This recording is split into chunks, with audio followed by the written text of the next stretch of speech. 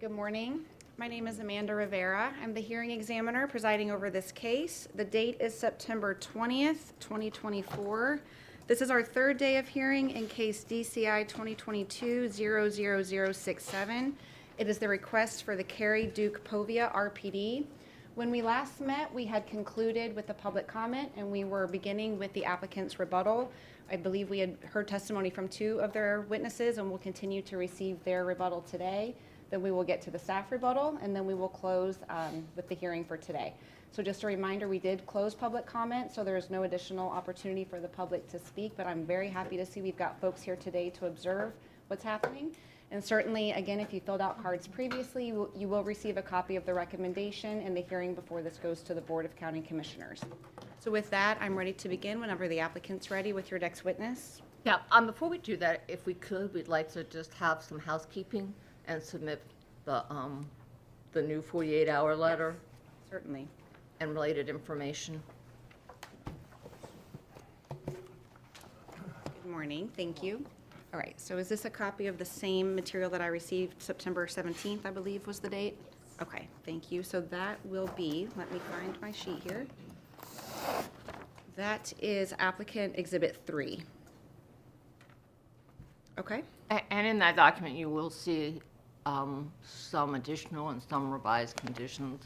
And Ms. Crespo will address those during her testimony. With that, we're going to address transportation and Yuri Baikal, who's been previously sworn and is an expert. Yes, and I should say, I believe everyone remains under oath. Oh, he might not have been previously sworn. If you did not, thank you. Yes. So that was very timely, thank you. Do you swear or affirm the testimony you will provide is the truth? Yes. Thank you. Okay. And if anyone else that speaks has not been sworn, please indicate that to me when you come to the podium. Thank you. Mm-hmm. So for the record, Yuri Baikal with TR Transportation Consultants. I have been sworn in and been accepted as an expert in transportation planning, and would like to be accepted as one today. I will briefly go over some traffic slides that hopefully clears up some concerns and issues. This slide here summarizes some of the projects that FDOT is working on in the area. The first project here is the one in purple. North is up, which is the one in purple is the widening of SR 31 from SR 78 up to Babcock Ranch. And again, that project is funded for widening. It's expected to begin this year and completed by late 2026. That's the project in which they're going to be widening SR 31 in interim to 4 lanes with future expandability to 6 lanes when needed. And as part of this project, there will be also improving the intersection of North River Road and SR 31. As Ted from my office previously testified, they'll be doing that R-cut signalized intersection. We understand that some residents and some folks don't like that type of intersection, but that's what FDOT and their consultant decided to go with. And as part of this improvement, that will definitely improve and address some of the queues that are happening currently on North River Road. So again, this improvement is funded, and that will improve the operations of SR 31 and North River intersection as well. And again, it's projected to be completed by late 2026. The next project is here in pink. That's the currently underway PD&E study that FDOT is working on. It is evaluating the widening of Bayshore Road west of SR 31 to just west of I-75 to 4-lane facility. Again, that's just a PD&E study. It hasn't been funded for construction yet, but typically after PD&E study is completed, which in this case, it's projected to be completed by early next year, you then move into design phase, right-of-way acquisition phase, and then construction phase. The next project here is the one in orange. And that one is SR 31 widening to 6 lanes from SR 80 up to SR 78. And that project is in fact funded for construction by year of 2029. And we actually went back to talk to FDOT about this project, specifically with James Bateman, who's the FDOT's traffic project manager for this project. And he did confirm that this project is in fact funded for widening by 2029. And here's the copy of that correspondence, which happened actually on the same day of the first reading, which he did confirm it is funded for construction 2029. And here's some of the latest concept plans that we were able to obtain from FDOT's website regarding the SR31 widening from SR80 to SR78. North is to your right. And as you can see, as part of the 6-lane project, they'll be constructing a new 6-lane bridge over the Caloosahatchee River. So I know there were some residents who mentioned that the existing drawbridge is substandard, and there's a lot of traffic on there, but FDOT would be constructing a new 6-lane bridge. That would be a fixed bridge. It's not going to be a drawbridge. So it would be high enough to let big boats pass by without stopping the traffic on SR31 that's currently happening. And was that part of the 2029 funding? that you Yes. just mentioned? Yeah, so that's all the same project. And the next slide is as you move farther south, so that 6-lane bridge is over here, you can't see, but as you go closer to SR80 intersection, you can see they'll be also improving that intersection as part of the 6-lane widening project with new flyovers on SR80. If you ever traveled on this road to get from SR80 to go north on SR31, it's very difficult because you gotta wait for traffic, the through traffic on SR80 to pass by. But with this new improvement, they'll be doing a flyover, which basically makes that left turn a free flow condition. So they don't have to wait and stop for the through traffic on SR80 at the light. And just to keep, that's still part of the 2029. Yes, that's all the same project as part of the 6-lane widening, yes. Will that be akin to something like, what's that, Gladiolus or Colonial, that kind of a flyover? Yes, yeah, something like that, yeah. So again, this project is funded for construction, and we've confirmed that with FDOT's consultant. So in summary, there's several projects that FDOT is working on in the area. Most of these projects will be well underway or completed before the build-out of this project. A project this size will likely have to be built in several phases. So you're not gonna have all of a sudden 1,099 units just dropping traffic on the surrounding roadway network all at once. It will be a gradual increase of traffic over the years from this project as each phase gets approved and development order for each phase gets approved as well. And our traffic study was prepared consistent with Administrative Code 13-17, which is the guidelines for traffic studies prepared for rezoning applications. And our traffic study was completely consistent with that, as well as consistent with the latest IT trip generation manual, which is a national source that we're required to use to come up with traffic projections for projects. So again, as part of our traffic study, we don't make up any traffic numbers. We take data from ITE, or we take data from FDOT, or we take traffic data from Lee County Public Facilities Concurrency Report that's published every year by Lee County. And that report has all the data about peak season conditions and peak season traffic data. So again, we just simply take that data and we prepare a traffic report. And Lee County has reviewed our traffic report and has approved it. Obviously, when we go through the rezoning process, we just don't submit a traffic study and gets approved right away. We go through multiple rounds of comments and sufficiency reviews until we make sure that all the data that we provided is consistent with the traffic study guidelines for rezoning applications. And as we go through the process, we still have to prepare multiple traffic studies if this project is in fact going to be built in phases. And as part of those traffic studies during the development order process, we're preparing a much more detailed analysis that will look at on-site improvements such as turn lanes, et cetera. But from my experience with project this size, it will likely warrant eastbound right turn lanes at all project entrances on North River Road, especially with the speed limit that's out there. And another thing I want to mention is that just because the roadway is designated as a constrained roadway, that doesn't mean you're not allowed to put any project trips on that road. There's several roadways in Lee County that are designated as constrained roadways. You got Daniels Parkway, sections of US 41, Pine Island Road, Stringfellow Road, all are designated as constrained roadways. And you're still allowed to add project trips and build projects on those roadways. So just because they're constrained, that doesn't mean you can add any traffic to them. That was a question I have. Where is that designation that North River Road is a constrained road? Because it's not listed on the Lee Plan table, and there is a policy in the Lee Plan that deals with the Alva community saying that it should be evaluated for suitability as a constrained road, but I could not find where that had actually. Yeah, same. And I was trying to do that digging. I think the policy you're talking about is policy 28.4.3, and it just says, evaluate the designation of North River Road as a constrained roadway for scenic purposes. And then the Lee Plan has table 2A, and it doesn't list North River Road as a constrained roadway. But then I found something in, I believe it was Lee County 2045 NPO plan, and it showed, there was a map, and it showed that listed as a constrained roadway. So I'm not sure if it is listed, but in Lee Plan table, it's not listed as a constrained roadway. So that may be a good question for staff maybe. That was a question that I had, thank you.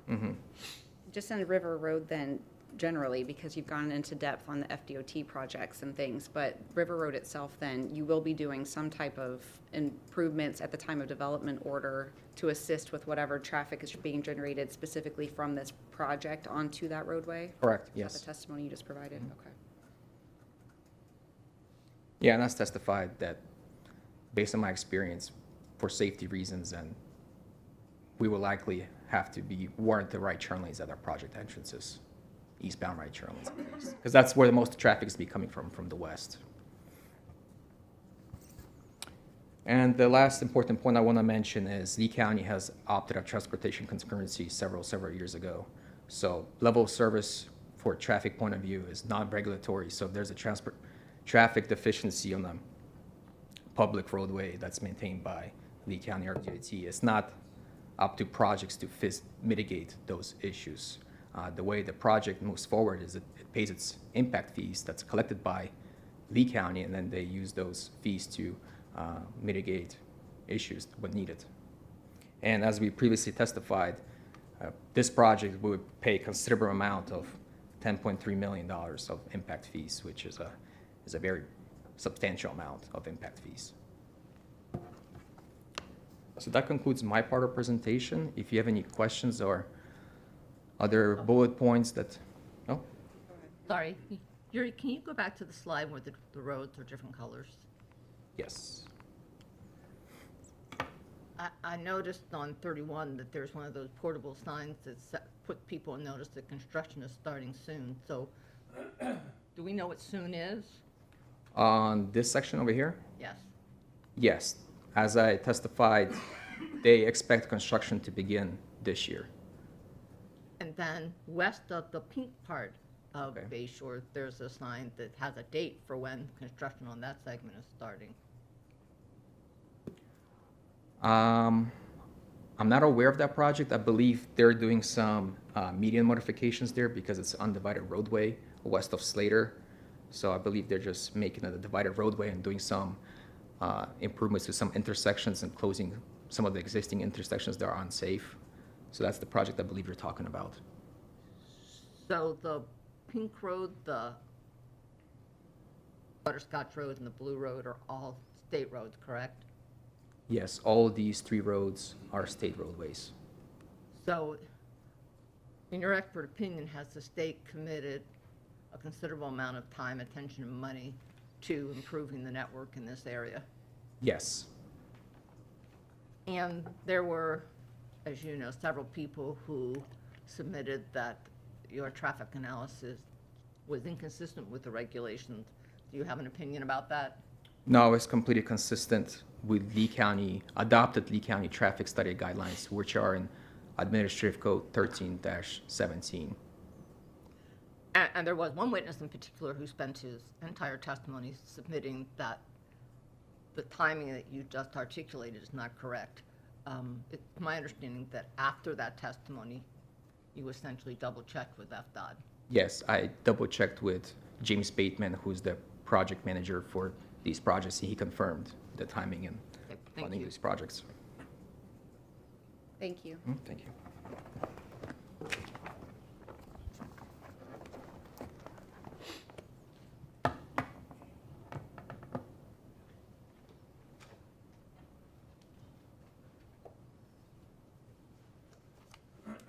Can we change the slide, please? Mr. Neal is the next witness. We just want to advance the slide so we get to the right place. Did you want a slide? I don't think I have a slide, do I? You can show some habitat. Hello, Madam Hearing Examiner. Good morning. My name is Pat Neal. I've been duly sworn, and I'll take just 3 minutes to talk about critical habitat in the density bonus.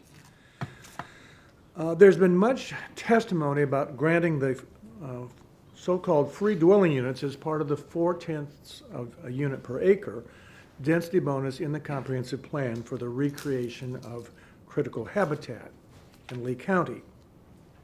Of course, the critical habitat is the recreation of the habitat which existed before the 1930s, before this property was cleared, used for agricultural purposes, cropped, filled, ditched, and converted into its current use as moderate intensity agriculture. This is the habitat that existed before there were people. The recreation is to reintroduce the native low pine flatwoods, namely the land use and cover which existed prior to these agricultural uses. Of course, there was a variety of these upland and wetland regimes. Most of us in Florida call this pine flatwoods or sometimes low pine flatwoods.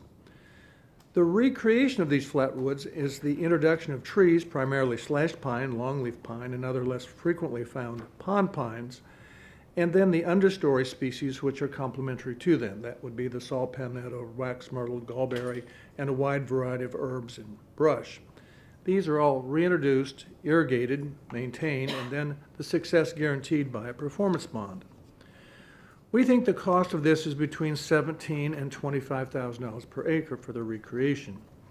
Using the lowest figure for this sum, probably 420 acres, this is about $7,191,000. We, of course, have to bond this success, roughly another $720,000. And most importantly, we have to maintain the property in order to assure that the success is achieved. Primarily, this is the removal of exotic species and plant varieties which are introduced by natural means, which may be inconsistent with the recreated habitat. I think this will be about $1,800,000. So the total is just shy of $10 million. I compute this to be $9,710,000 as the lowest estimated cost, or roughly $31,222 per additional dwelling unit. That is, of course, the 311 additional units which are defined in the comprehensive plan as the bonus, which is 4/10 of 1 acre, 4/10 of 1 unit per acre.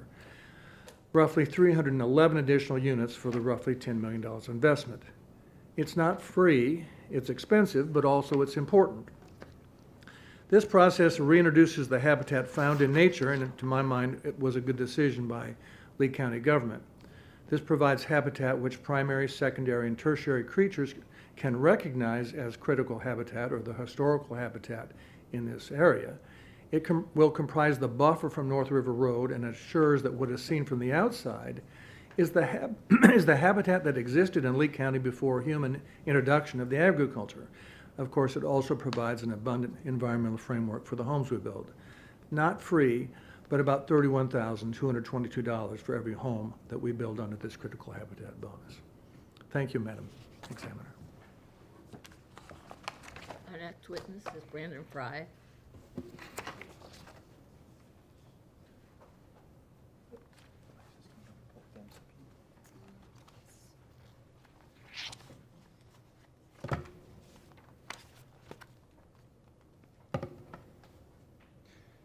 Good morning. Brandon Fry, for the record. I was, this microphone works a lot better than the last one. And I have been certified as an expert and sworn in.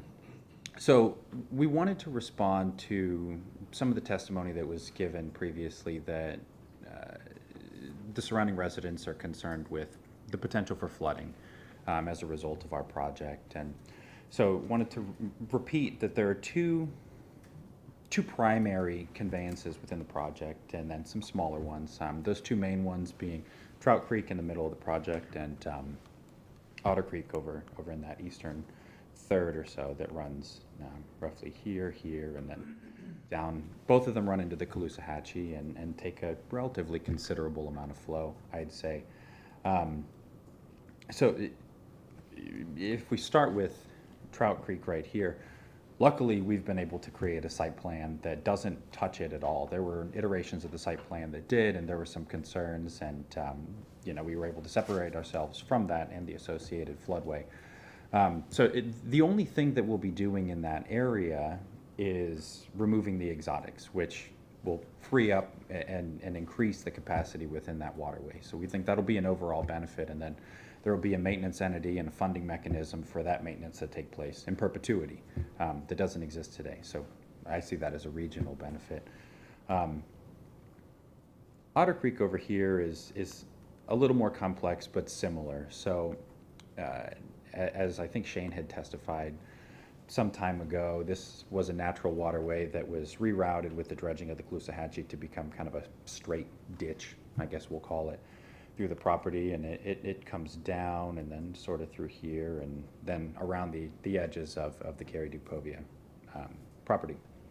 So as a part of our development, we're going to have to reroute the northern portion of that flow to the west, and we've created space, and there are culverts that go in here, and then they rejoin that previous conveyance that existed. And again, we're going to be obligated to clear out the exotics and then maintain in perpetuity those conveyances to ensure that they do have the capacity that they need.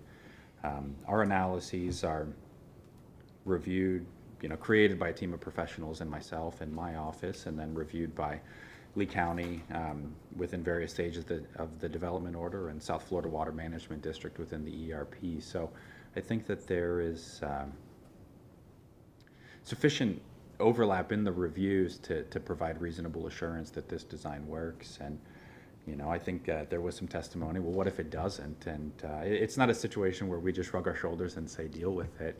There are a number of enforcement actions that can be taken, and we have an obligation as professionals and as developers to make sure that we're not impacting the neighbors unduly. So we would have to do some corrective action in the event that there was some lessened performance of those waterways throughout the site.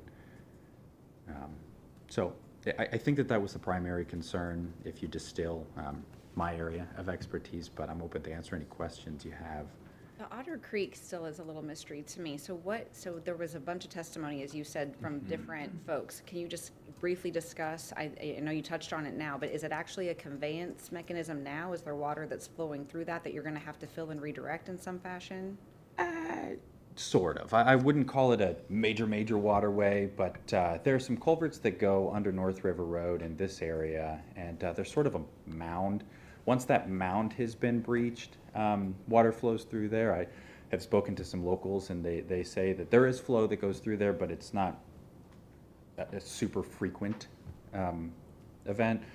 The other main contributor to the flow is in this area where these properties sort of flow in, and then the backside of what I'll call Mount Povia, or the mound that exists on the Povia property, flows into. So there's not an enormous amount of flow, I don't think, but there is flow that needs to be taken care of and dealt with. But it's certainly nothing like Trout Creek. Trout Creek is a major waterway, I'd say, a major tributary of the Caloosahatchee. And your testimony now is that would actually be improved in terms of capacity or water quantity, that Absolutely. the flow will be through. Okay, and then there's, I know that's not your expertise, but the water quality testimony previously was that there would be an improvement or at least a monitoring of that as well to be sure that there's no contamination that's flowing off of the property through the conveyance system that you're proposing. Yes, absolutely. I think Kirk had testified previously that there are a number of monitoring checkpoints within the development. My expertise is within the surface water management system, and so the water that is collected on these lots and runs off of these lots doesn't just run off into the preserve, into the ditches, and then out to the Caloosahatchee. It's all collected and brought into those lakes and detention areas that you can see on the plan. And from there are a number of different treatment mechanisms like the littorals, attenuation in general, which allows some of the particulates to settle out and some of the nutrients to disappear. We're obligated on this project to do 150%, or 1.5 times what South Florida Water Management District requires as treatment. And we have to prove to them that we're doing that. So again, they're an agency that reviews and confirms that we're providing treatment and reduced nutrients in a post-development scenario. And there was some testimony from the public, I believe, that lakes that they weren't desirable for a number of reasons, it sounds like. But can you just briefly discuss on what purpose they serve in this kind of water conveyance system? Yeah, and I think desirability is relative, but in this case, I think that they provide an important function to the water quality. I think they do provide an important function to wildlife, and not an ecologist, but you'll certainly see a lot of wildlife around these lakes. So the littoral zones and the slopes and the volume that they're able to hold themselves provides a critical function in ensuring that we're able to provide the treatment to ensure that our water has been cleaned prior to being discharged off-site. Thank you. Yeah, I think there was some concern on, you know, the slope stabilization methods that would be used, and there's a couple different ways to do that. I think that the vision of the person who had given that testimony was like a cocoa matting, and cocoa matting or straw matting, it's a biodegradable coconut fiber, and it's held together with like a net, and I think both of those break down over time, but it can, I think, provide probably some opportunities for birds and other small-footed creatures. The slope stabilization methods that we're proposing here are much more permanent and a lot thicker. So they'll set, maybe it's like a 2-inch thick grid beneath the sod, and then it's filled in and compacted with soil, and then again overtopped with a little bit of topsoil and sod. So I don't know how anything would get stuck under that, and it would be obvious that you know, if some significant erosion were to occur, which is specifically what it's designed to prevent, but if it were to occur, it would be obvious, and the maintenance entity would then be required to, you know, swiftly correct it. And I assume on a project this size, you're anticipating having an HOA, at least one, or a master HOA that would be looking over that, or a CDD or some type of regulating entity? Yeah, I don't think we've confirmed which type of entity exactly would be utilized there, but an HOA or a CDD, you know, they have performance criteria and regular inspections that they have to do on lake banks, control structures, et cetera. Mm-hmm. Thank you. Yeah, I have a couple follow-up questions. Sure. So Mr. Kennedy testified that the drainage out here was altered 50 years ago. Is that's consistent with what you just testified to, that when the Corps did the digging, they Yeah, when the realigned? Corps had dredged the Caloosahatchee and placed material all in this corridor, some of the drainage patterns were altered. Mm-hmm. So you are implementing a program that seeks to restore it more to its natural flow? Yes, yeah, and you know, not only more natural and less linear, but to improve the capacity therein. Mm-hmm. Ms. Redfern did testify that Otter Creek flows through her property and that she has flooding, and I think that's what the hearing examiner was alluding to, that testimony. In your expert opinion, are we going to exacerbate any flooding she may experience from Otter Creek?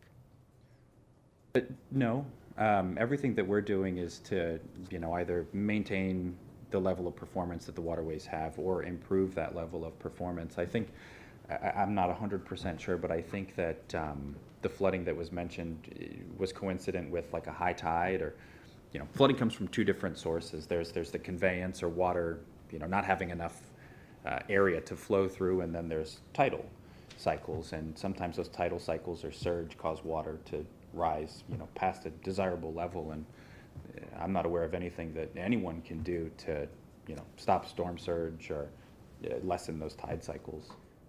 And the hearing examiner did ask you about whether there'd be someone maintaining the system. Does the applicant's handbook, volume 1, require a responsible legal entity of some form in order to get your ERP? Yes, as a component of the ERP that we're required to get with South Florida Water Management District, we do have to list a maintenance entity and provide draft documents that are reviewed to ensure that what we're proposing to do is consistent with their rules and regulations.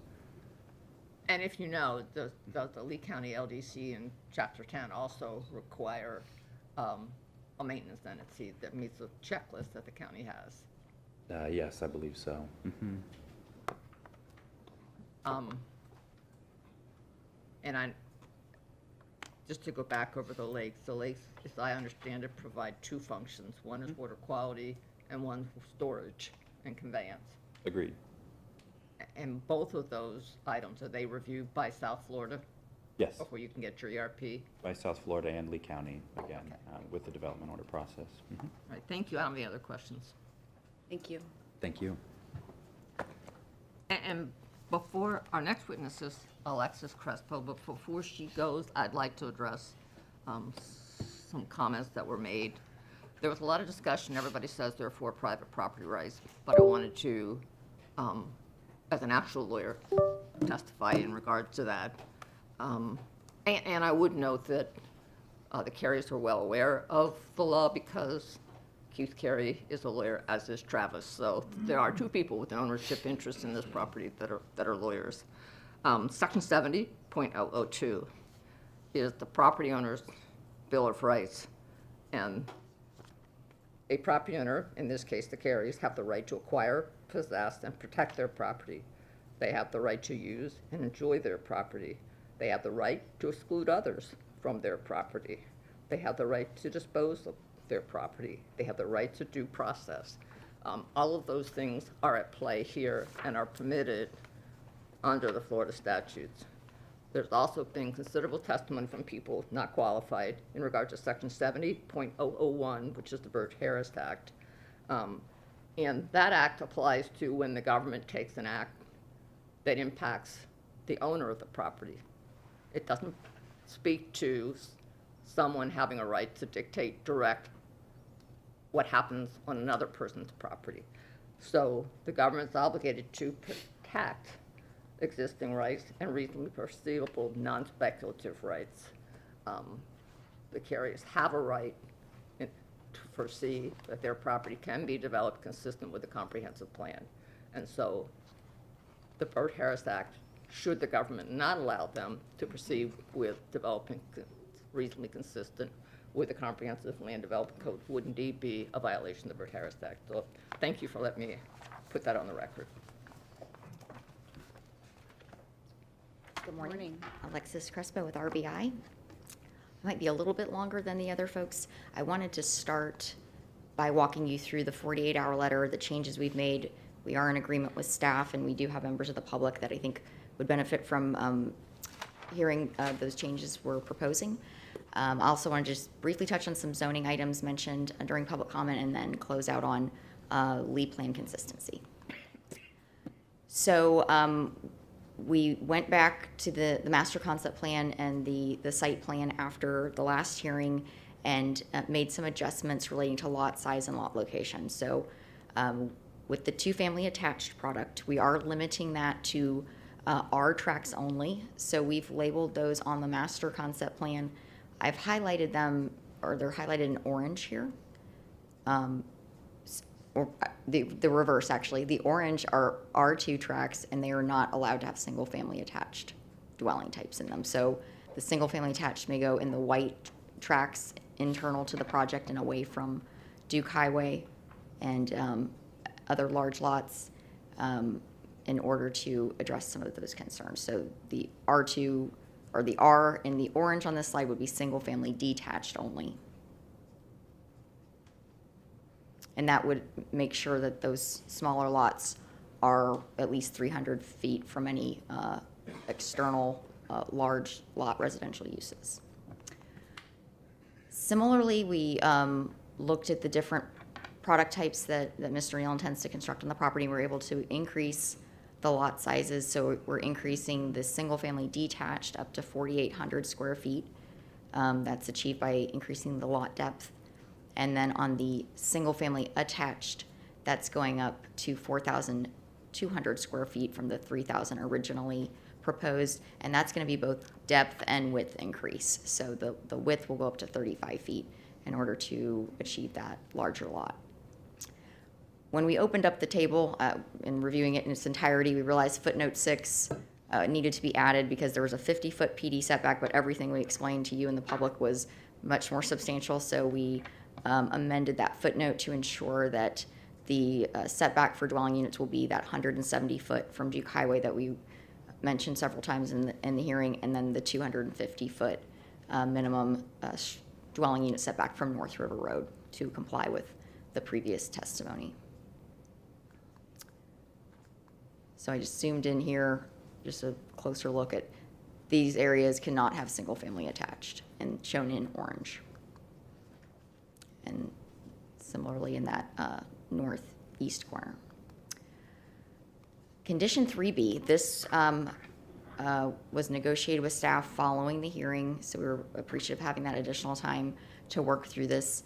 So it's now a lengthy condition, and it relates to the Duke Highway Enhanced Buffer. We note that the 170-foot adjacent to Duke Highway will be our restoration area.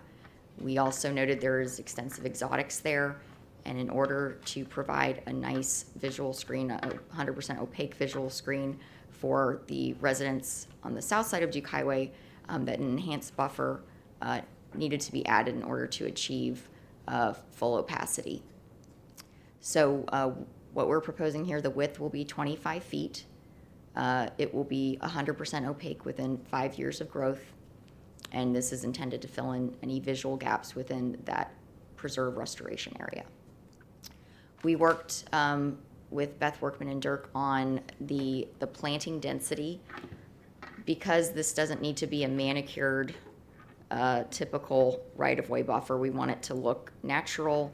We are proposing kind of a different way of specifying the plant quantities. Instead of 5 trees every 20 feet, it's more of a density in this plantable area of 6 native canopy trees, 7 native understory trees, 3 cabbage palms, and then 21 native shrubs, which is shown on the exhibits. The planting density can be achieved with a combination of existing proposed native vegetation. So we will go in with hand removal to get rid of the exotics, and to the extent there's nice pines and oaks, which we do know to exist there, those will be incorporated and count towards this buffer. In terms of the planting, staff did request, we came forth with a proposal at the last hearing. Staff said we would like to see larger trees at the time of planting. So we're in agreement with staff and increased the canopy trees to 10 foot tall at installation. The clear trunk cabbage palms we had proposed at 5. Staff asked for 10 foot, so we made that modification. Also 10 foot native understory trees. So these are large trees at the time of planting to achieve the screening desired, and then 4 foot tall shrubs in lieu of the 2 foot tall shrubs that we had requested. Footnote 4 just mentions that it must be consistent with the management plans that are being submitted, and that the restoration plantings and that quantity of plantings do not get to count towards this buffer. So this will be above and beyond the required restoration planting density in that area. I mentioned footnote 5, that was Ms. Workman, who requested that we commit to hand removal in order to maintain as much existing vegetation as possible. And then the last is probably a very critical point, and that's the timing of installing this enhanced buffer. So we worked with staff, and I apologize for those there. It's slightly cut off, but we will get the buffer in place before construction starts of the homes in that southernmost tract. So it reads, prior to approval of a development order authorizing residential lots within 300 feet of the 25-foot wide enhanced buffer, a certificate of compliance must be issued for the installation of the buffer. So before even a DO, much less a building permit, is issued for lots within 300 foot of this buffer area, and in effect Duke Highway, this will not only have to be installed, it will have to be certified by the county that it was installed to all of these specifications. Is Duke Highway the only portion where that is true, or there's also that piece where there's a pinch point on the northwest side? Would it apply there as well? The way that it's written, it's not tied specifically to Duke Highway. It just references this 25-foot enhanced buffer. So I want to be clear about where that's going. Yes, it's labeled on the plan, and it's in green. These green arrows is where this enhanced buffer will go. Everything on the west side of the site is either going to be owned by Mr. Neal, or is owned by Mr. Neal. Nothing abutting Saranoa Court, which would be this area, is within the 300-foot. And then there is the Cary homestead on this property. This is the only residential lot in this area. He also owns all 3 of these lots that he will maintain to own. And he issued, let me just jump to it, a letter of no objection to staff that he does not require the enhanced buffer there. He's satisfied with the development plan and the restoration that will abut him.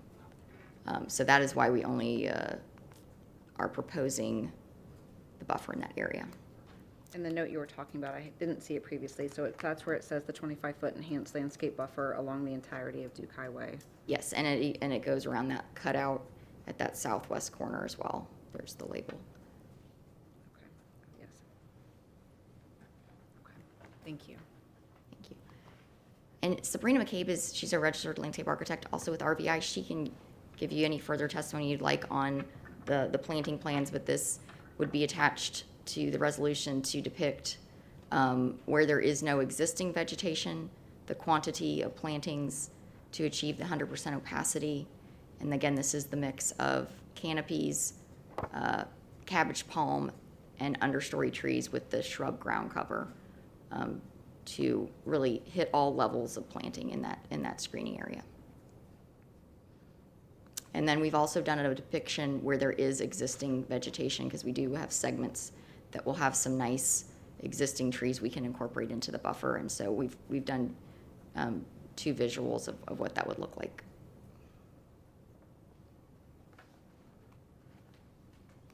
And then this is just the line of sight that you received. I have a new copy with the taller plantings. So the one you received was last week, I believe, or on the 5th or 6th, was consistent with this, but we updated it to do the 10-foot instead of the 5-foot trees that we had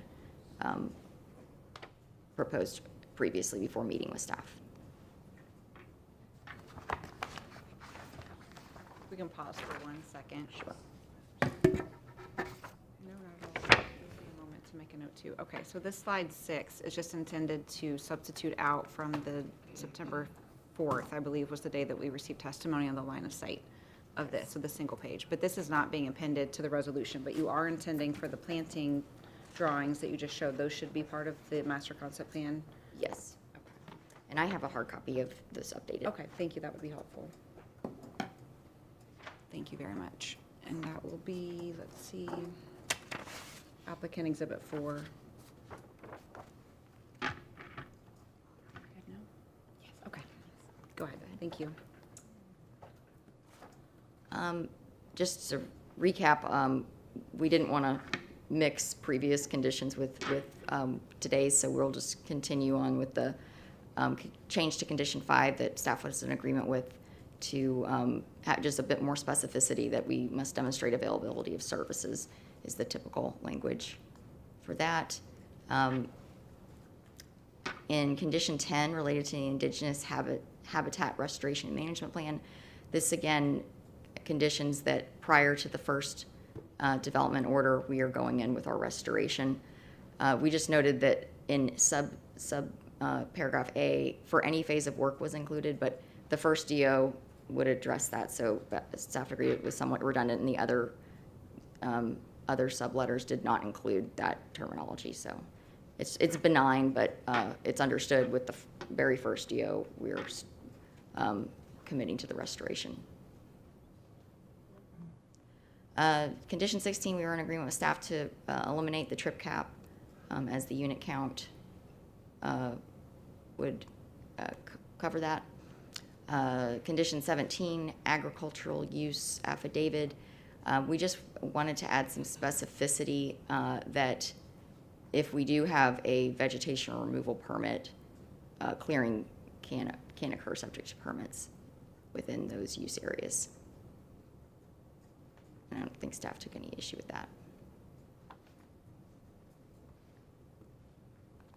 And then 18 and 19 came out of public comment testimony that we thought was valuable, and so we went back and addressed school bus pull-off.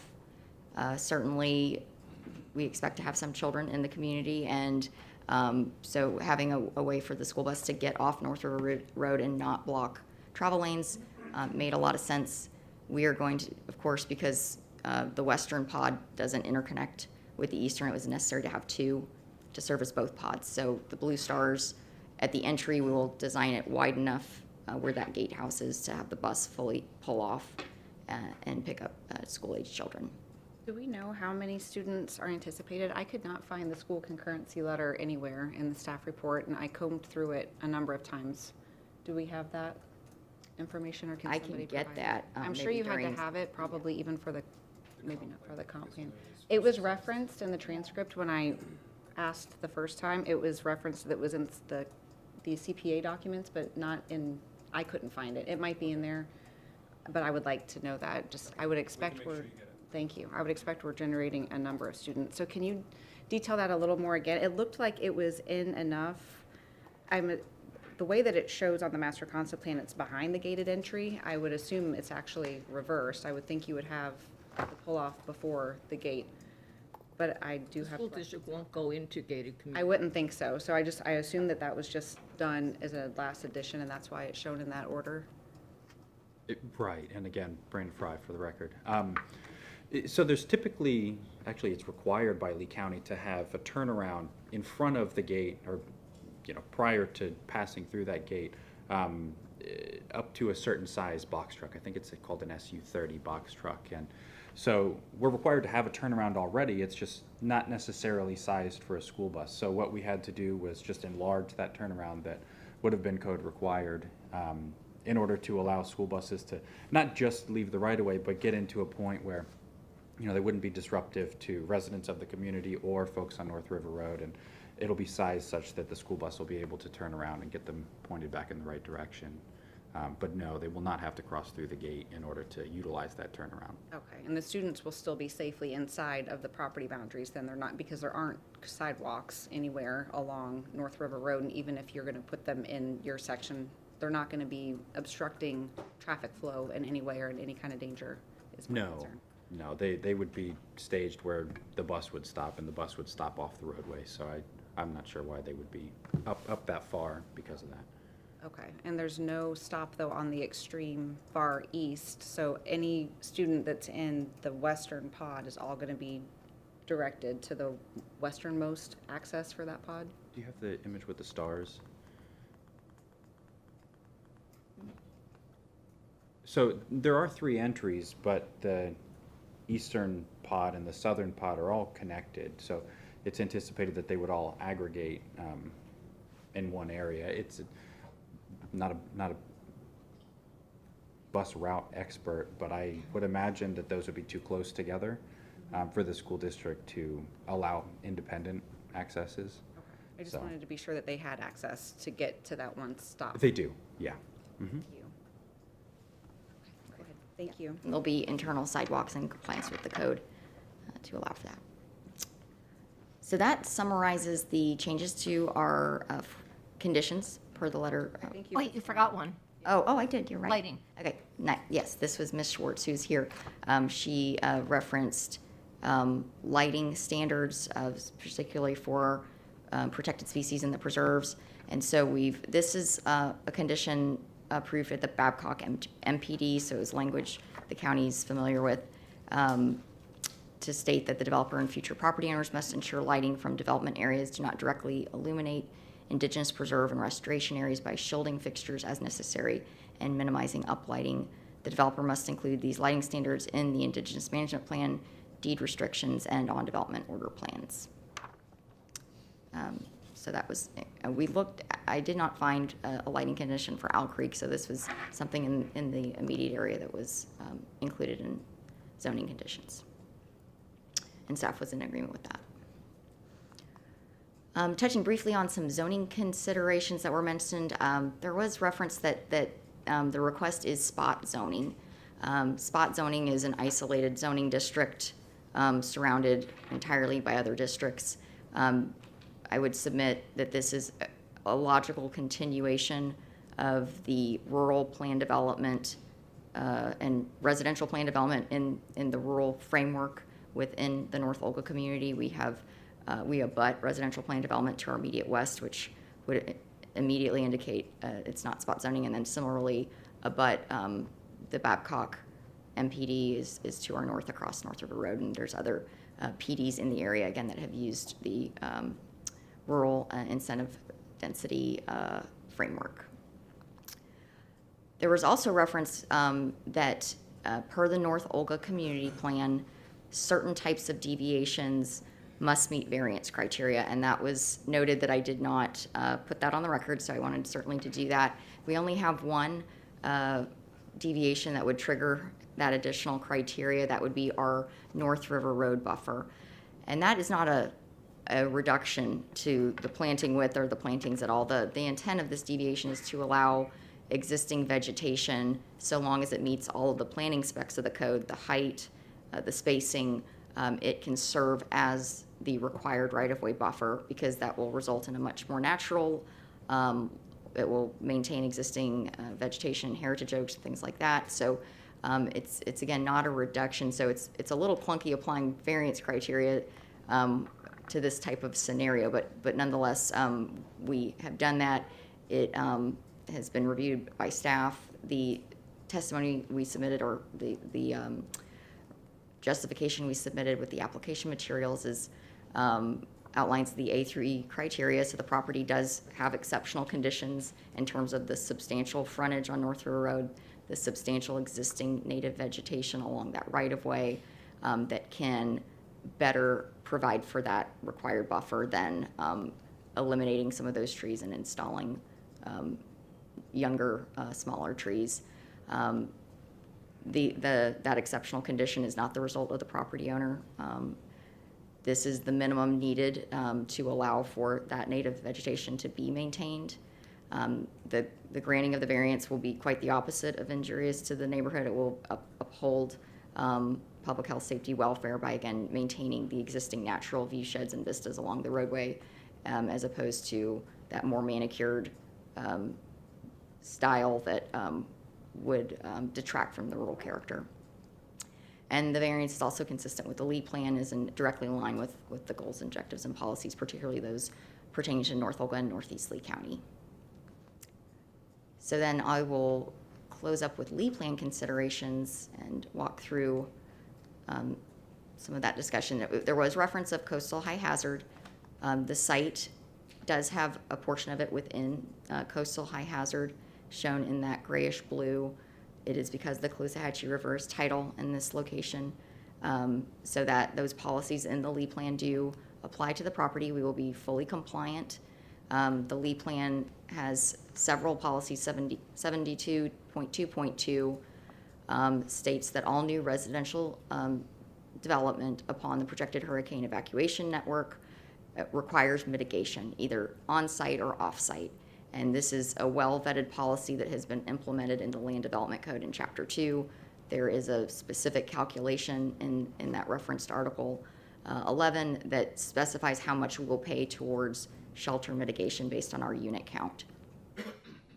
Objective 73.1 relates to evacuation time, and this really places the burden on the county to work by increasing shelter availability, by collecting payments from developers in these areas to do that, and then improve evacuation time. Okay, so those are the key policies there. Again, we will comply and make our fair share payment of shelter mitigation. There was also discussion that the development is a form of sprawl, and so we wanted to address that as well. And the Lee Plan does include in the glossary a definition of this term. It defines urban sprawl as, there's no general sprawl, it's just urban sprawl, the uncontrolled, premature, or untimely expansion and spreading out of urban levels of density or intensity into outlying non-urban areas.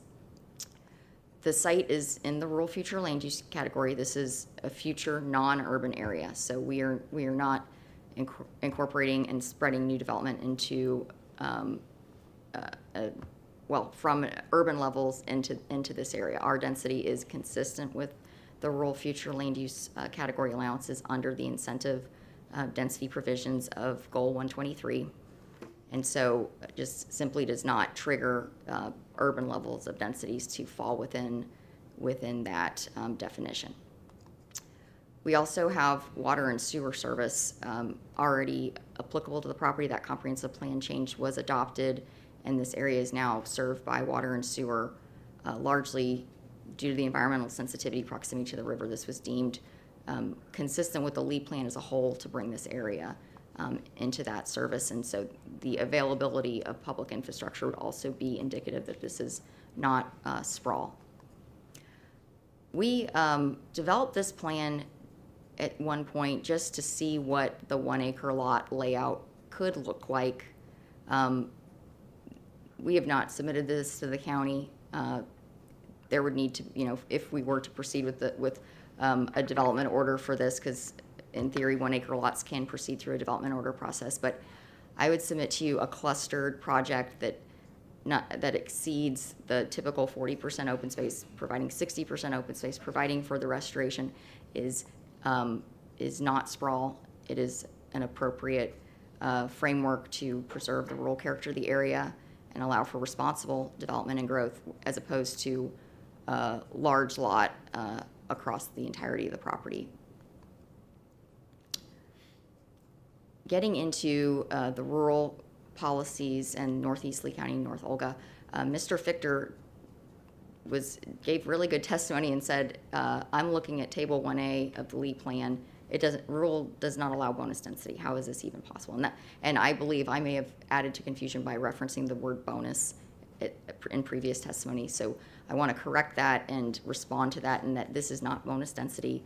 This is incentive density, which there is a difference in that terminology and how it relates to the comprehensive plan. So this was developed as a framework several years ago by Lee County to build upon the goals, objectives, and policies of the Northeast Lee County Community Plan, the North Olga Community Plan, which said we want to preserve large tracts of open space. We want to preserve our natural resources.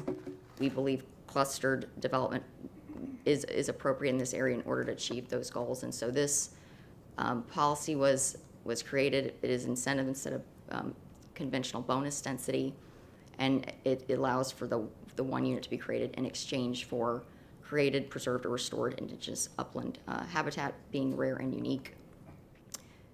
You have to meet 5 criteria, which are very stringent locational criteria. I seem to have the same one duplicated there.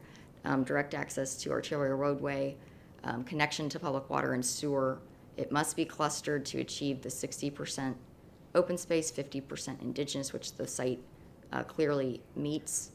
And there is success criteria built into these management plans of that restoration area to ensure its success. I think there was comment, and Shane did address that as well, that this is going to be monitored to ensure it survives and thrives as part of not only the land development code, the PD resolution, but also the comprehensive plan. And then criteria 5 goes into greater detail about that restoration area. It must meet all the minimum dimensions, so it can't be little strips and scraps. It's got to be meaningful areas to provide habitat connectivity. We must demonstrate appropriate soils, which was reviewed at length by staff, that would support the rare and unique habitat we're proposing. C does not apply, and then it must be placed under conservation easement dedicated to an appropriate maintenance entity, so that this is, again, in perpetuity through those safeguards.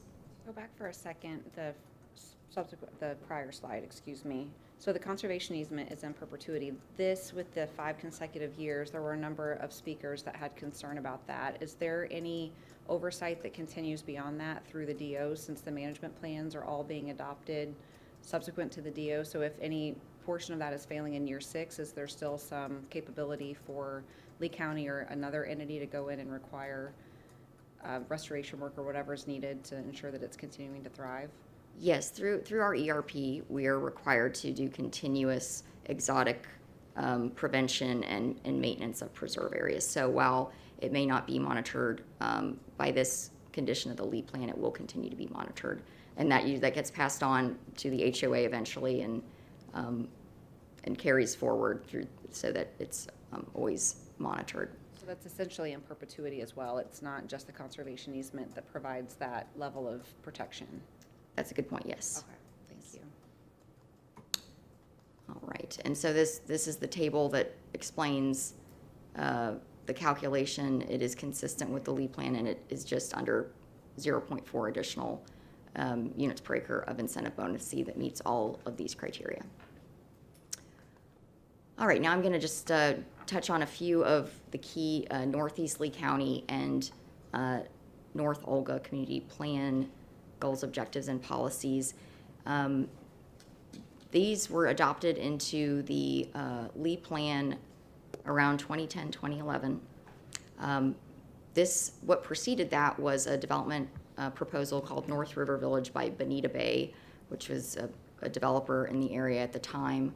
They still own some land around this, but they were able to get several large tracts, including the subject properties, under contract.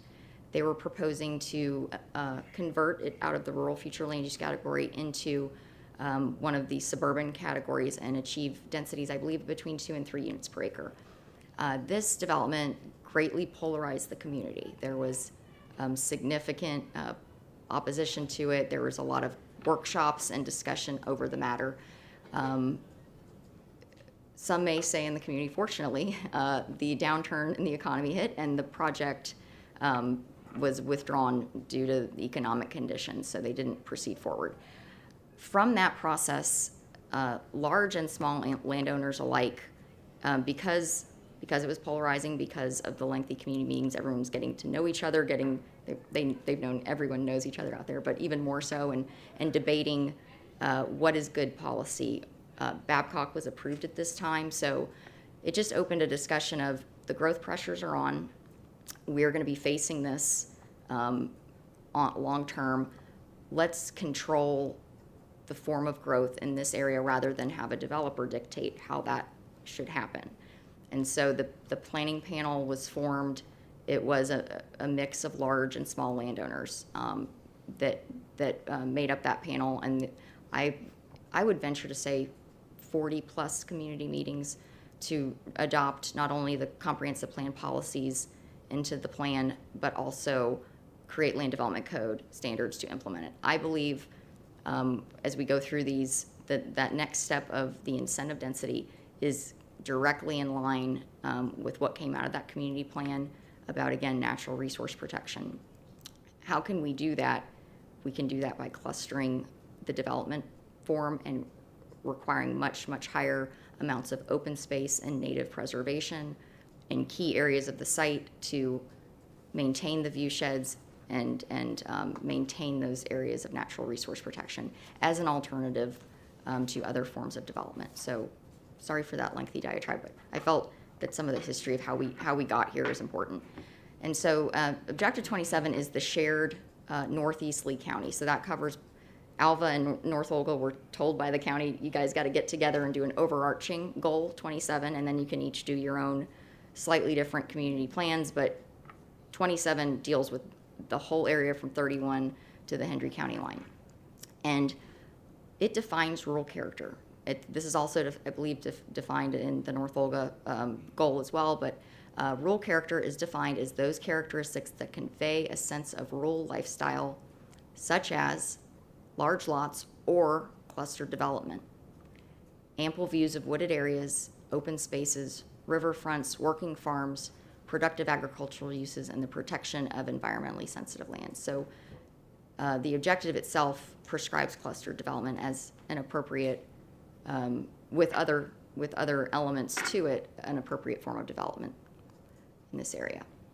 I thought this would be a helpful slide to show as well in terms of the amount of preservation committed either in government ownership or under conservation easement in North Olga in this area. So the dark green, you've got the Bob Janes Preserve and 2020 lands that encompass over 5,000 acres in this area.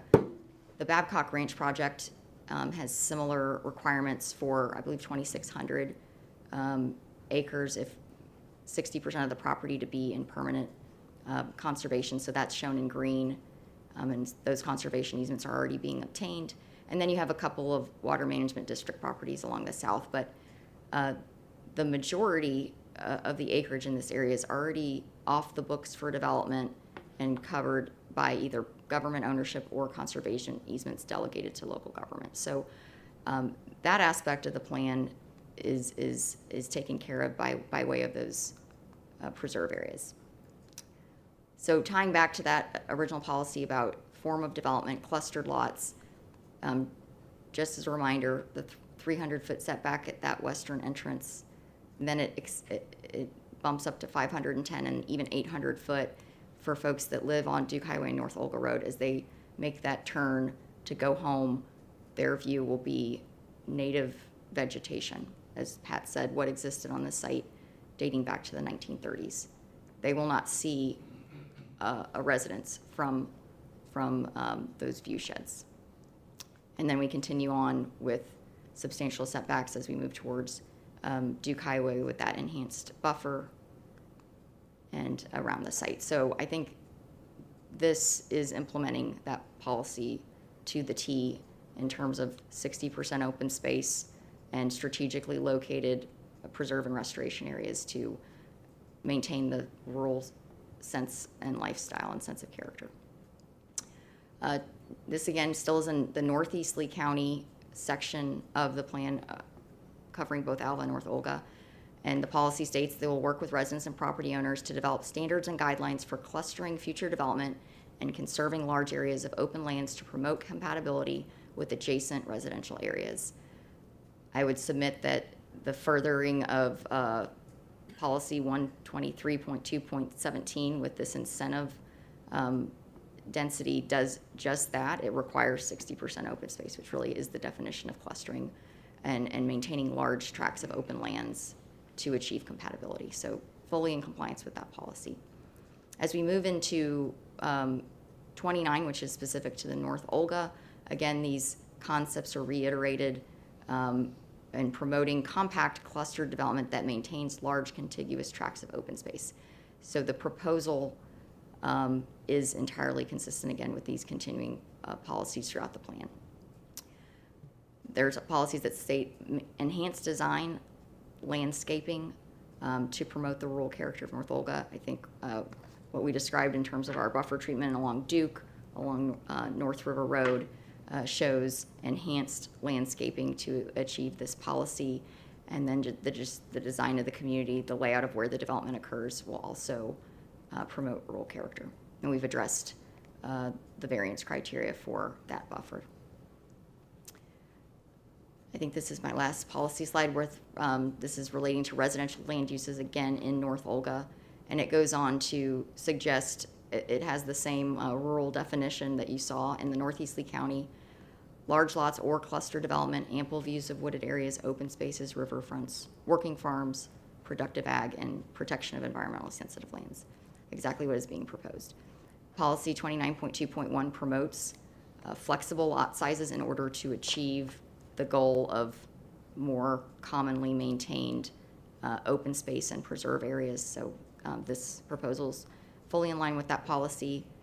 And then 29.2.2 is what we've worked with staff, that the proposed residential development adjacent to any existing large lot residential area must be appropriately treated through separation, larger lot sizes. We did note we don't directly abut Duke Highway. That does not mean they are not a nearby and potentially impacted area. So we've worked with staff to have 170-foot setback, a limitation on single-family attached, and a 100% opaque enhanced buffer to be installed and certified before a home is even started to be constructed to meet this policy. When you review other planned developments in Buckingham, North Olga, Bayshore, you'll note this policy has been applied in others. I would suggest that our limitations and the combination of extensive setbacks, limitation on lot sizes, and the enhanced buffering, we far exceed what those other PDs have done to achieve consistency with this policy. And staff is in agreement with that.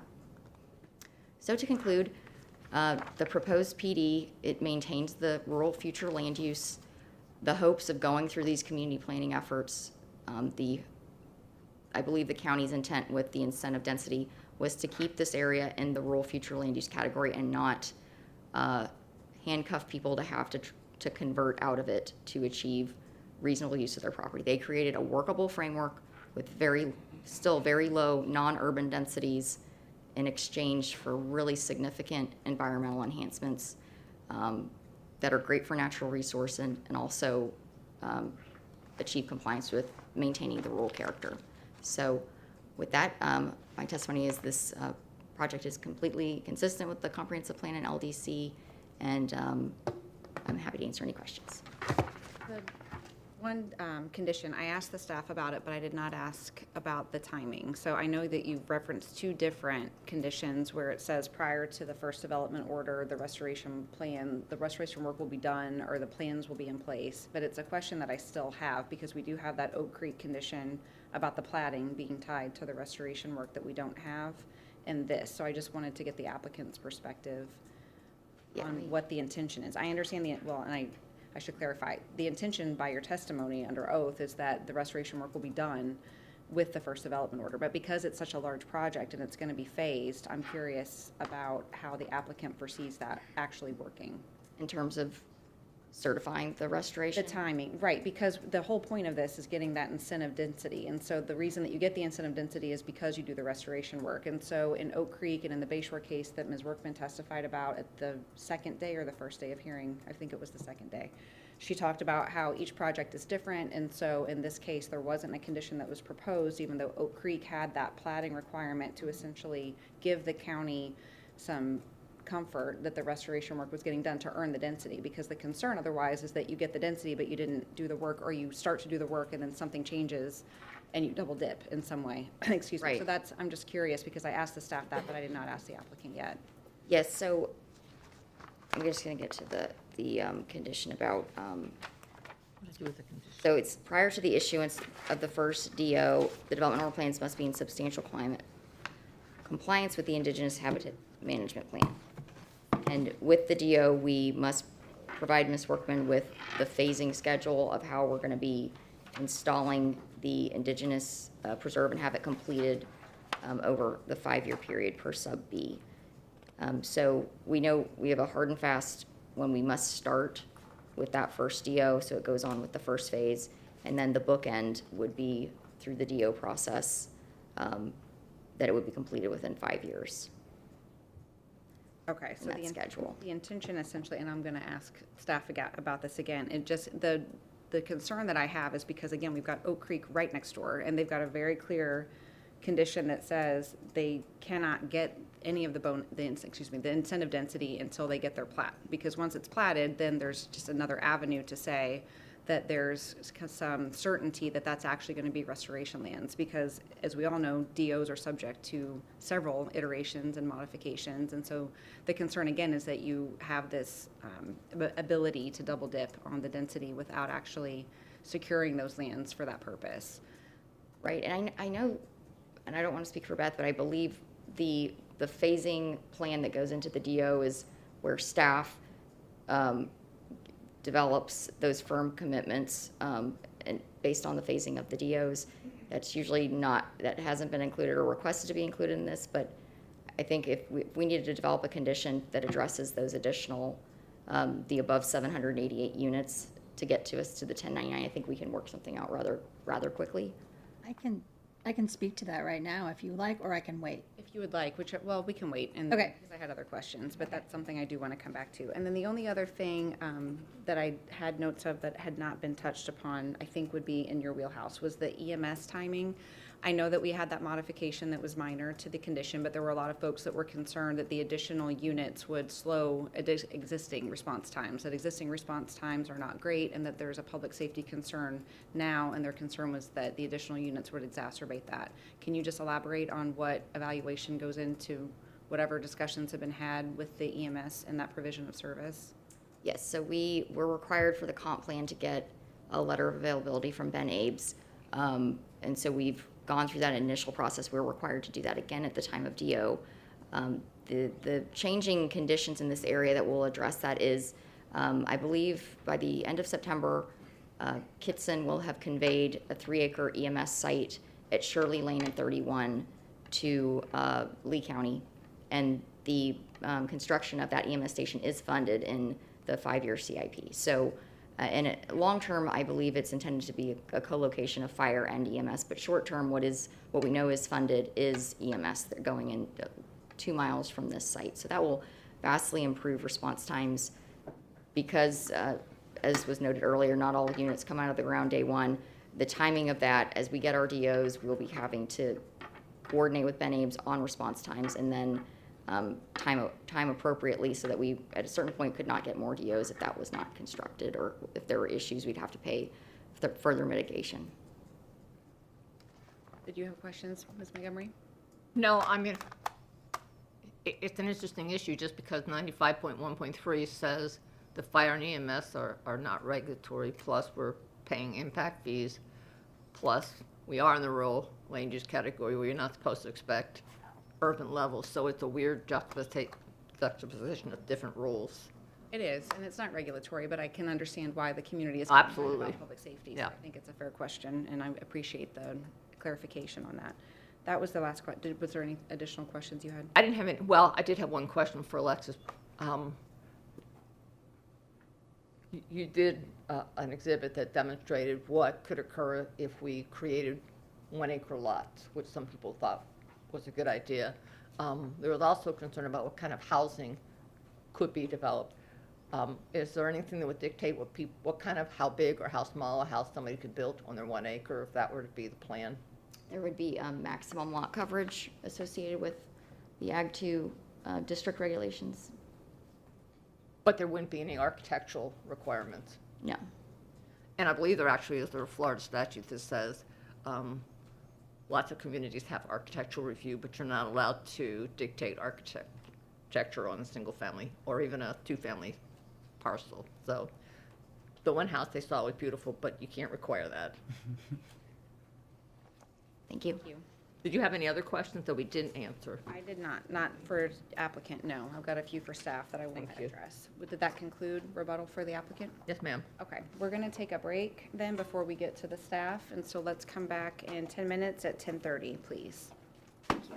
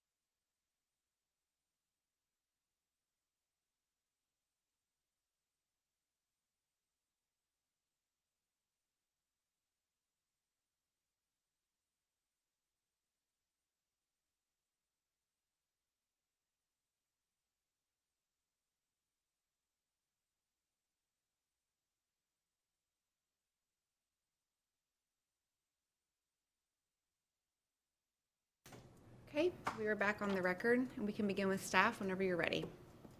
Okay, for the record, Dirk Danley with Lee County Community Development. I only have a couple things to put on the record following the applicant's presentation, but we are here for questions after I just put this a little bit on the record.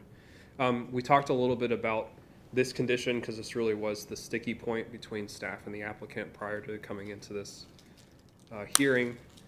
And with the piece that's here, you know, we worked with the applicant on everything else to get them kind of buttoned up on a landscaping condition that we would find would adequately address the separation. So as an alternative for separation, shielding is usually a good way to help.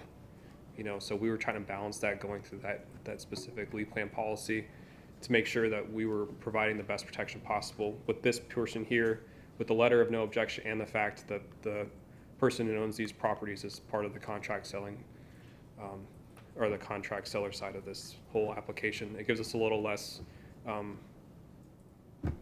standing to require such an extensive landscaping buffer along that side, because they are also providing that separation that lead plan policy is looking for.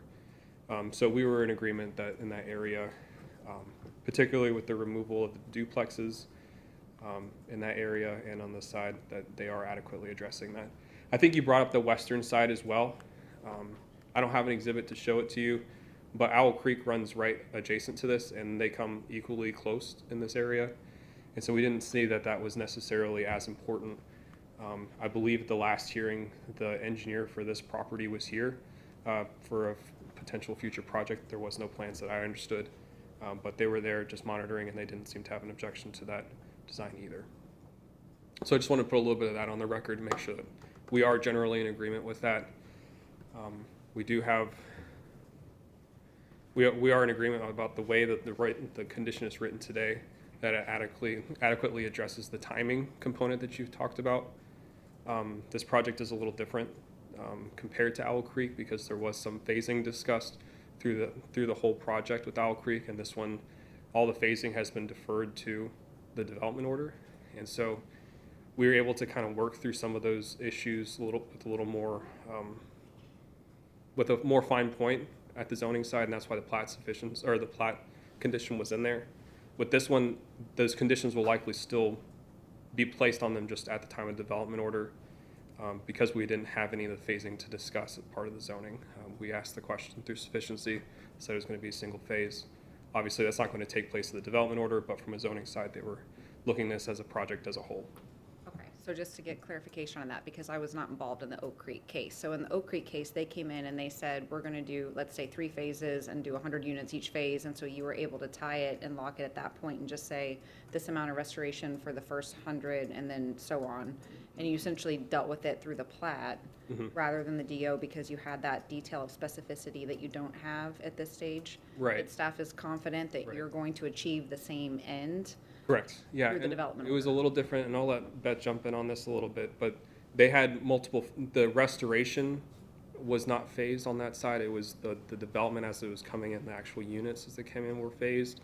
The restoration, I believe, was on the front end, and they just were working to getting that into a final restoration product at the end of it. But that last phase of those bonuses was tied to a plat that they weren't able to get until they were able to demonstrate that restoration. And I don't know if Beth wants to add into that. Yeah, I do, a little bit. All right, do you want to finish your, or do you want? Everything else is off the subject of the phasing, so this is a good place for you. Okay. Yeah.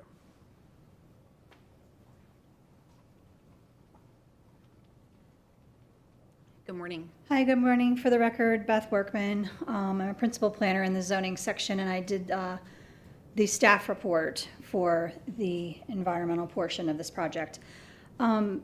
The condition that staff has put on Cary+Duke+Povia is driving essentially the same thing that you see in Owl Creek. So prior to the issuance of the first development order, the development order plans must be consistent with the Indigenous Management Plan and the Indigenous areas and restoration. So when that first DO comes in, that development order is going to show all of these areas. It'll show all of them. That first DO establishes where the conservation easement is, where the restoration, creation, and preservation is. Lays everything out in that first DO. All the indigenous management plans come in at that time. Everything's reviewed by staff. The applicant in the development order can phase at that time. So we don't have a phasing schedule conditioned in the zoning, so every time there's a hiccup, you gotta come back through zoning when you go to build it. So if they're coming in, and it's my understanding there's a development order right now that is for a portion of this phase, and it kind of hangs down into this phase. So that development order will need to show everything, but then show this as the first phase. That sets the table for the plat as well, because the development order cannot be issued without a rider plat coming along. And so every time they come in and add another section, the plat gets updated as it goes along. But all along, the conservation areas are already on that first plat. So then I call it coloring in. You're coloring in the pods for the lakes and for the development as the replats come in, associated with those additional development orders.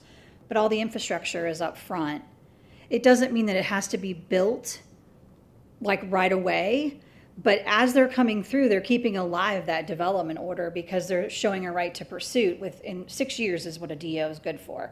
But if you're showing the right to pursuit, you have the ability to get extensions and that kind of thing, which you will. And that's kind of what Owl Creek did, but we hooked the plat to it. Plus we had, during the review, more details of how they wanted to roll out the project. In this case, we didn't have the details, so we treated it as a whole. So the 420 acres of restoration will be shown on the very first development order. Yes. Even if that work is not completed yet, there is some mechanism that the county has in place through the development order process to ensure that the units are not being released for the incentivized work that they're doing in those restoration areas for the 420 acres, so that if there are subsequent DO amendments that would reduce that number. So and this kind of segues into my testimony about Babcock. So as the DOs come in on that project, there's a tally that comes in. We have this preserve, all of this preserve we're working on. We have it underway. It's going to be CC'd with the units that are coming in on this because it's going to give us those units. And there's a tally that comes in. And there's 4 different builders in there.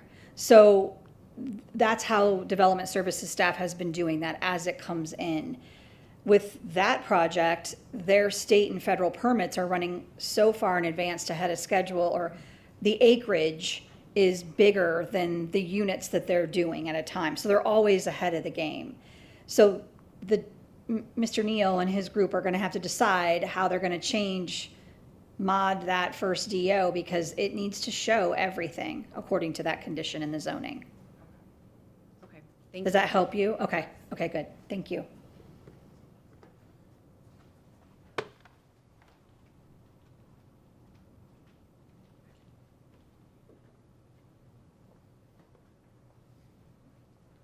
So some of this is going to just feel a little piecemeal. I apologize about that. If there's anything I can help sew them all together, but in staff's opinion, there's just some details left that just need to be clarified.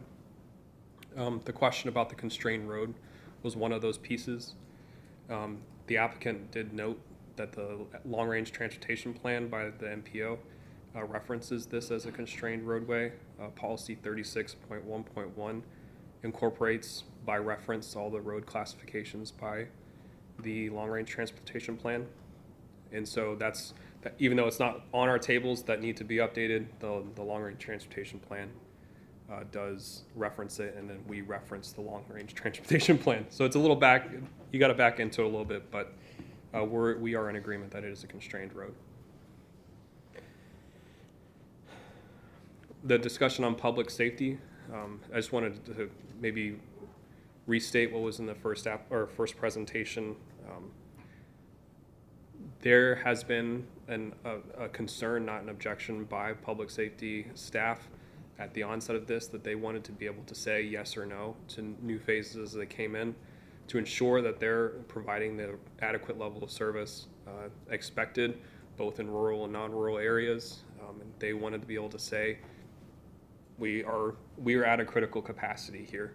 And there's a bit of speculation with the Babcock project, not that there's any issue with the property being conveyed or an assumption that it won't happen, but just because it's not there now and it doesn't exist, there's not a built facility there. We wanted to make sure that that emergency services condition was in there to allow for emergency services to provide an objection should they find that there's a problem. So with that, we still find that this project is consistent with all the policies and objectives as well as the land development code for that, but we do find that to be appropriately addressed by the ability that moving forward, anything that comes in, that emergency services can pump the brakes until the adequate facilities are in there. I have two memos on two different subjects here. One's from our utilities staff, and then one is from our DOT staff. I'll just touch on the DOT because Yuri did a great job just kind of explaining what we also received from FDOT about the project phases, and this kind of enumerates what's going on in each of those phases. I don't want to necessarily restate them because he stated them accurately, but what else is on this memorandum is just kind of a brief history of the no-through trucks designation on North River Road. Our staff noted that that was part of the State Road 80 construction project, the expansion. They didn't want the construction traffic to be used or to use State Road 78 through that, and so they put up those signs. And then there was a weight concern on the I think it's Broadway, was where the bridge is crossing the river. Those have since been taken down, and those were specifically correlated to that project. Our staff also knows that they do get requests pretty frequently about reasserting that. Typically speaking, there has to be an engineering reason to provide them. And unless that policy changes, either by FDOT or some other organization, they probably can't put them back in, but that's just a little bit of a background on that. So I just want to provide you a memo of that. Thank you. So this will be Staff Exhibit 4, and this is the DOT letter. Thank you.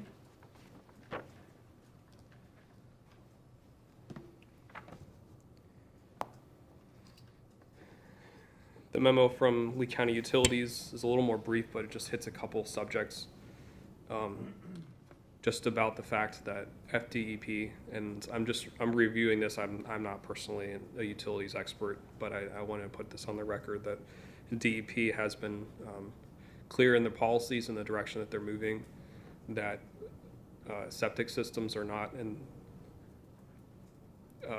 they're not a priority for these areas, particularly with constrained waterways, and that extension of utility services is more of their priority. And so this is more in line with what the DEP is looking for in this area compared to septic systems and wells. Currently, right now, there's also no policy that's requiring, as these lines get extended, there's no policy requiring property owners adjacent to the lines to connect to it. I personally live in Cape Coral. It's different there. We were required to connect to it, but in this area that is not a requirement. And so just making sure that was on the record, that the extension of the line isn't compelling anybody to connect to those systems. And there was also there's a brief discussion with one of the members of the public about future water sources for Lee County Utilities in this area, because this isn't a well-field area. The comment that was made is that the Lee County Utilities for municipal drinking water supply intends to use the lower Hawthorne, which is not typically utilized by individual wells in the area. And so they don't have any expectation for that to impact drinking supplies of existing wells.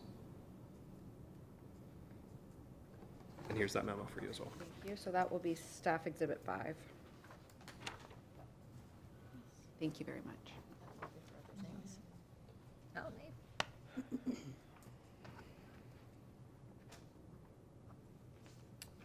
think that covers all the points I wanted to hit. Was there any questions that you had for staff?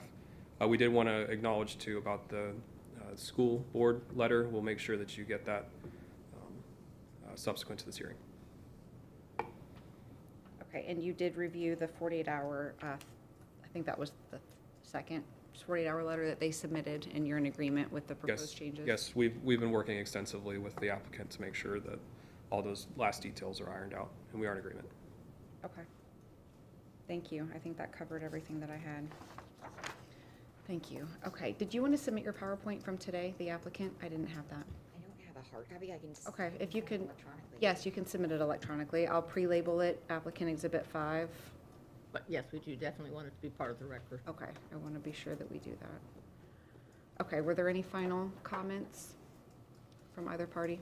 There's no final comments from the applicant unless the hearing examiner has anything that we haven't addressed that you feel needs to be addressed.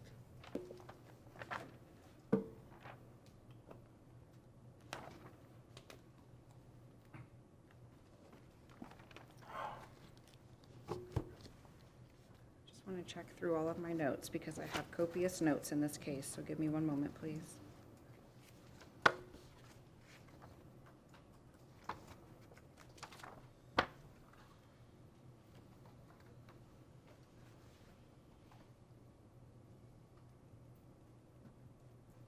Okay, I think that we covered everything that I had noted here. So yes, I'll leave the record open just for the school concurrency letter if I could. That's, And the electronic copy of the PowerPoint. yes, and the electronic copy of the PowerPoint, both of those things. Thank you. Can't imagine you need a lot of time to do that, so end of business Tuesday. Is that sufficient time for everyone? Okay. So I will do that. So for everyone, again, that spoke and submitted a card, you will receive a copy of the recommendation once that's released. I do have other cases in front of this, and there's a lot of documents I want to be sure that I'm very thorough with. It is going to probably be a little bit of time before I release that. I want to be very careful in my review, so I'm not going to rush to anything. You will receive a copy of that as well as notice of the board hearing when this goes to the board.